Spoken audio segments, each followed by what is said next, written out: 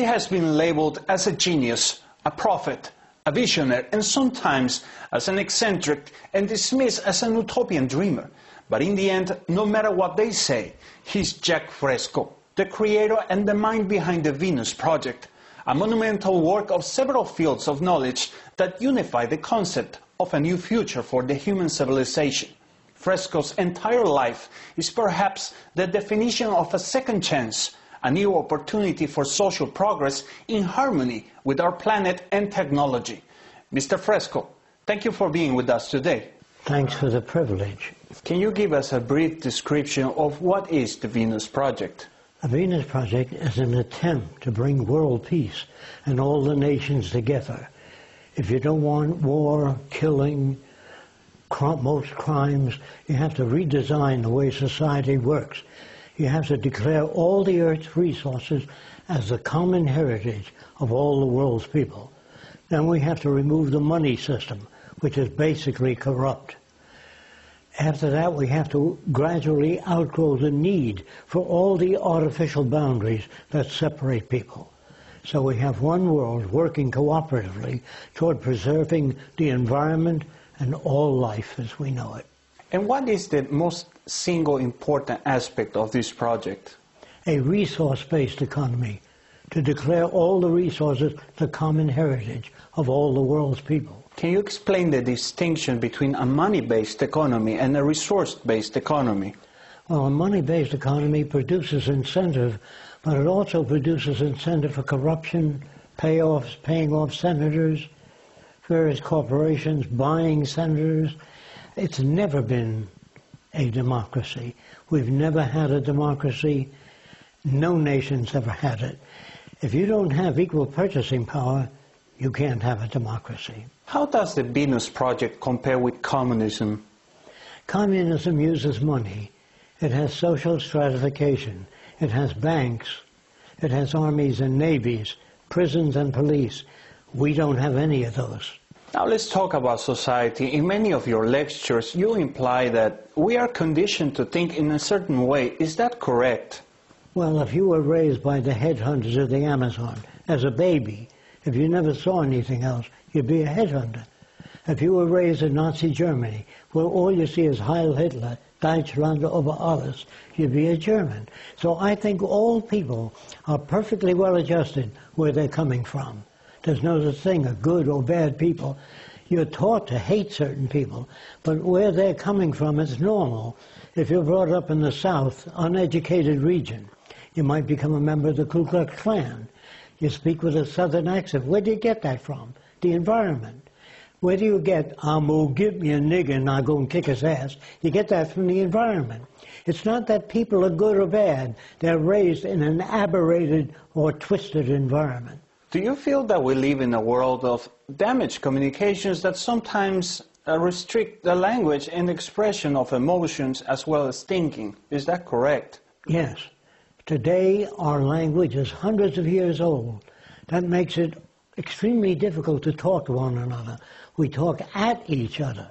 That means sometimes a person says, have a nice weekend. Why don't they say, have a nice life? Why just a weekend? Because our language is so old, it's automatic and has no meaning. There has to be a language that's not subject to interpretation. When you read the Bible, you say, Jesus meant this. He says, no, it meant that. Another person, he meant this. So you have the Lutheran, the Seventh-day Adventist, because it's subject to interpretation. A language is not subject to interpretation. Mathematics, engineering, chemistry, physics, structural engineering, not subject to interpretation. You couldn't build a bridge if one engineer says, I think he meant this, the other says, no, he meant that. So it's possible to develop a language not subject to interpretation.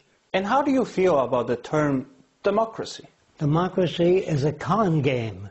It's a word invented to placate people, to make them accept a given institution. All institutions sing, we are free.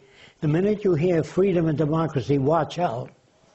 Because in a truly free nation, no one has to tell you you're free. I heard that you said that as powerful systems start to collapse, they tend to defend themselves with fascism in order to defend the status quo. Is that the situation that we live right now? Well, this system right now is moving toward fascism, cutting back on the freedoms, what little freedoms we had. We never had complete freedom, because the word freedom has no meaning. When an Arab comes to this country with 10 wives, they say he can only come in with one. So don't use the word freedom. Say there's a certain range of behavior we permit in this society, and this is what it is. Don't use the word freedom. How do you feel about the recent economic crisis in the United States and the global recession? Is that a lesson to be learned?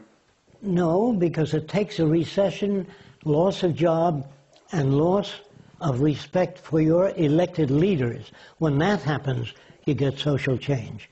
Social change cannot come about due to intellect. It comes about by people suffering. And the more people that are laid off, the more they lose respect for an existing government, they will seek another direction.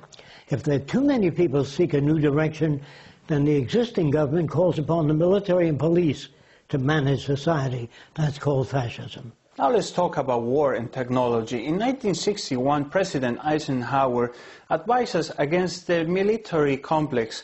Is this a prophecy to be taking care right now at this point of time?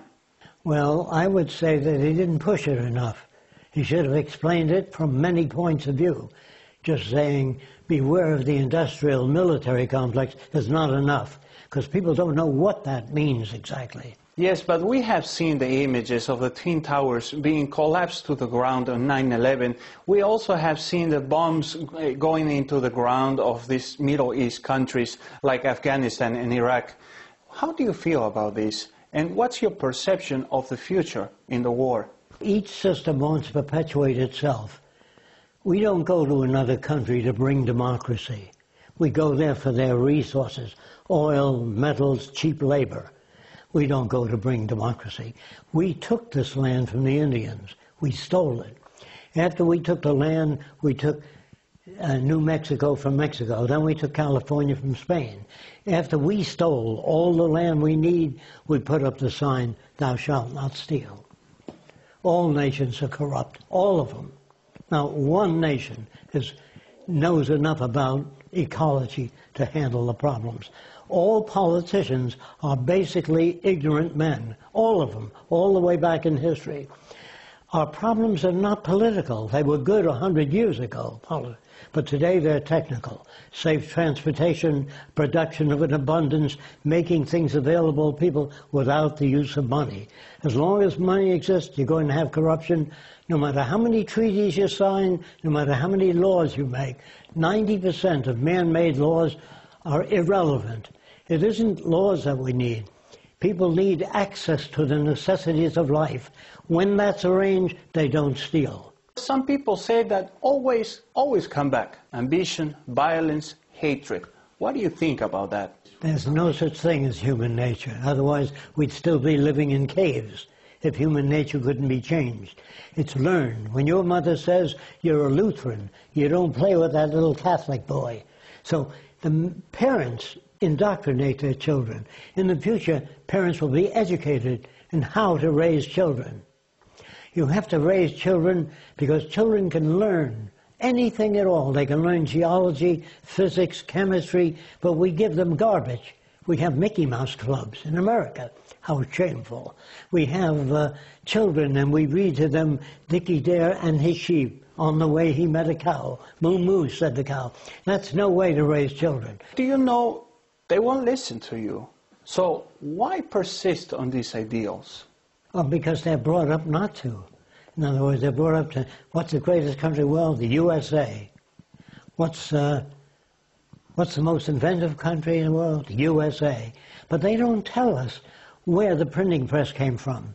That all the foreigners that came to this country brought with them language, religion, ideas, technology, so we owe so much. For example, if you don't know this, an Arab named Algebra gave us algebra.